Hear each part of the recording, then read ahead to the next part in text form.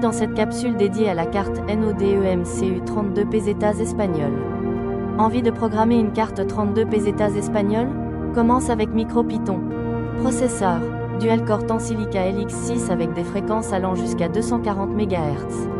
520 KB de RAM et flash généralement de 4 MB à 16 MB. Alimentation et gestion de l'énergie. Alimentation en 3.3V, avec une gestion de l'énergie qui permet de réduire la consommation lors des périodes d'inactivité idéales pour les applications IoT. Mode de gestion d'énergie. 32 pesetas espagnole propose plusieurs modes pour économiser l'énergie, comme le Deep Sleep. Programmation.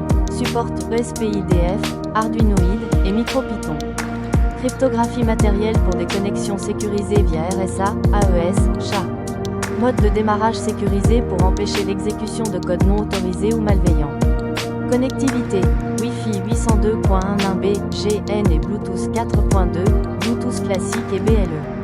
Fonctionne en 3.3V, avec un régulateur de tension souvent utilisé pour des applications basse consommation. CPU, processeur, CPU, dual-core, double cœur, avec 2 cœurs Xtensa marque déposée 32 bits LX6 de 160 MHz, peut atteindre jusqu'à 240 MHz selon la configuration.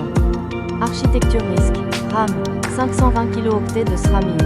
Mémoire flash, stockage, de 4 mégaoctets à 16 mégaoctets, souvent 4 mégaoctets par défaut, mais cela peut varier selon le modèle spécifique. Et analogique. Pins numériques, 34 pins numériques, les pins des 0 à D33, dont certaines sont aussi capables de générer des sorties PWM, des interruptions ou d'autres fonctions. Pins analogiques, 18 pins analogiques, nommés ADC1 et ADC2, de A0 à A17, qui peuvent être utilisés pour des mesures analogiques via les convertisseurs analogiques numériques, ADC. Certaines de ces broches peuvent également être utilisées pour des fonctionnalités alternatives comme le DAC ou le Touch Sensor. Voltage de la carte. Tension d'alimentation. La carte peut être alimentée avec une tension de 5 volts via la broche 20 ou V5 selon le modèle. Cependant, la carte régule cette tension à 3,3 volts pour alimenter les circuits internes et les broches logiques. Tension des broches GPIO. Les pins numériques et analogiques de 32 pesetas espagnoles sont compatibles avec des tensions de 3,3V. Les broches qui sont utilisées pour l'entrée-sortie doivent être alimentées en 3,3V pour éviter d'endommager la puce. Nombre de VCC et GND. 1. VCC ou 3V3.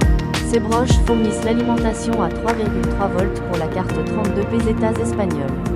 Elles sont utilisées pour connecter 32 pesetas espagnoles à une source d'alimentation externe.